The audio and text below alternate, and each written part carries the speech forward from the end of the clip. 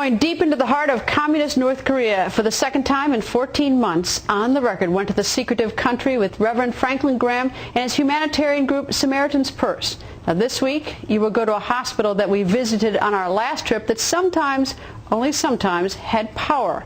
Now what's it like now? Better or worse? You're going to see for yourself.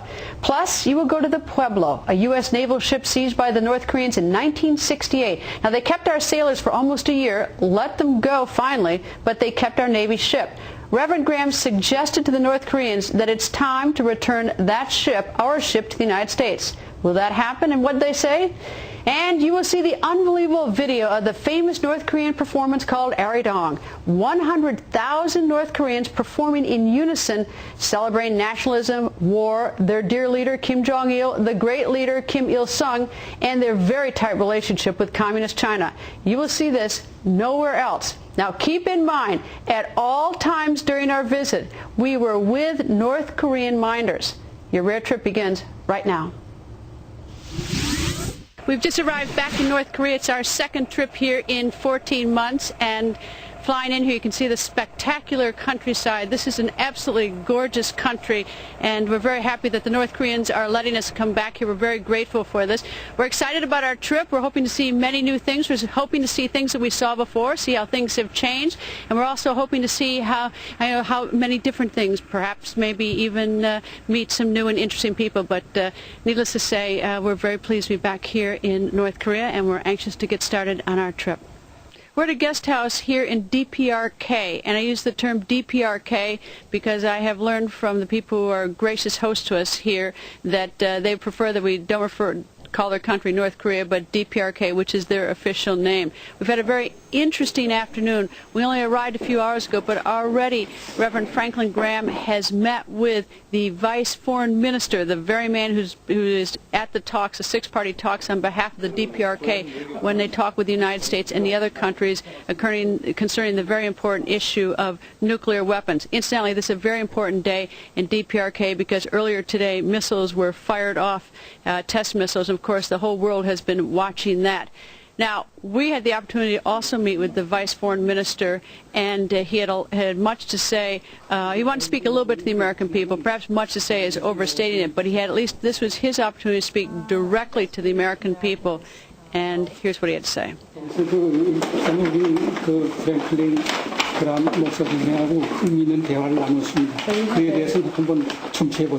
had a very good talks with Reverend Franklin Graham today, and I think you will have opportunity to be briefed by him personally. Maybe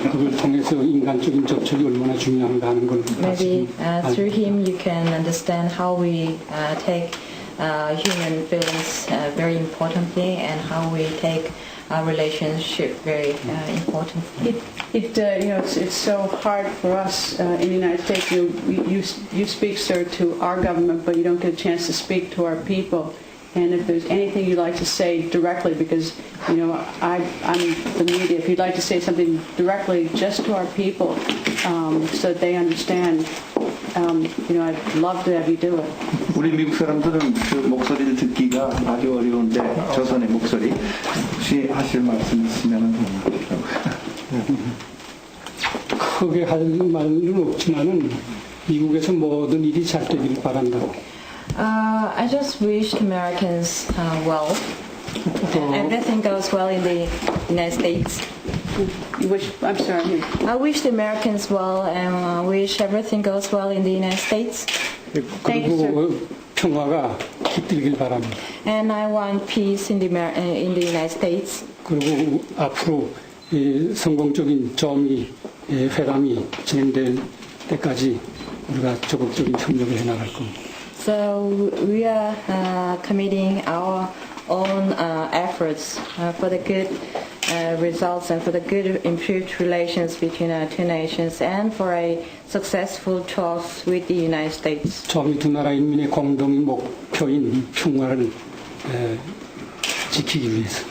In order to defend the peace, which is the common goal of our two nations, the Americans and the people of the DPRK.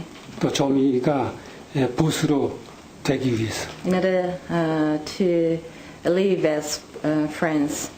Thank you, sir. Thank you very much, sir. Thank you. Reverend, we've only been here a few hours in DPRK, and already you've met with a very influential person. Yes, the Deputy Foreign Minister, Kim. This is the man who represents the DPRK at the Six Party Talks. A very, well, I say he's got a very pragmatic personality, very sharp man. And, you know, Greta, we talked about the issues that separate our country. And there are a lot of issues, and I'm certainly not here as a diplomat. I'm not here as in an official capacity to speak for the United States. I'm here as a private citizen wanting to help this country, but at the same time to try to encourage our two countries to speak face to face. I was in Washington just a few weeks ago. I met with the new special envoy here, Mr. Bosworth, Ambassador Bosworth, and spoke to different people on the Hill to try to encourage our country to pay attention to the DPRK. This is a dangerous situation.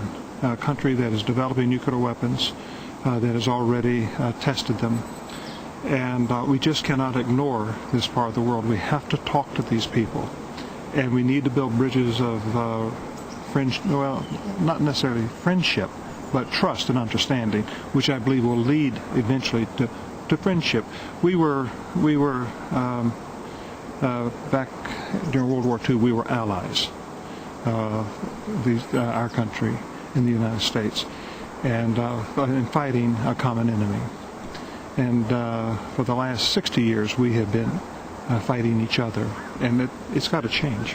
I thought it was interesting, the last time when we were here, Samaritans Persevere, because you've done a tremendous amount of goodwill here in this country, but what surprised me is you've only been in this country a short period of time, and you immediately that you were met by someone who was very high up in the government who was very interested in talking about issues beyond Samaritan's Purse, it seemed like. Well, our country, unfortunately, the DPRK gets pushed off the radar from time to time. And our country is busy with the war in Afghanistan. We have our economic problems, and it seems like this is a long way away from anybody, and who cares? We better care, because if war ever erupted on this peninsula, it would drag the United States, China, Russia, a number of nations into a conflict that nobody wants. And if we ignore it, the problem's not going to go away. If we pay attention to it, I think we can solve it. We can resolve these issues. 60 years, this is nuts. Our armies have been facing each other for 60 years. I'm a minister. I spoke to Deputy Foreign Minister Kim about things of faith, about giving more freedom to the people of faith of this nation. And he listened. We have asked for permission to build a church for the diplomatic community here. Diplomats come from all over the world to be ambassadors here. There's no place to worship. And many of these diplomats are people of faith. And we'd like to have a place where they could worship. We're going to continue to help them with dental centers. We're going to continue to help them with a number of various projects where we can. But I want to try to build bridges of understanding between the United States and the people of the DPRK.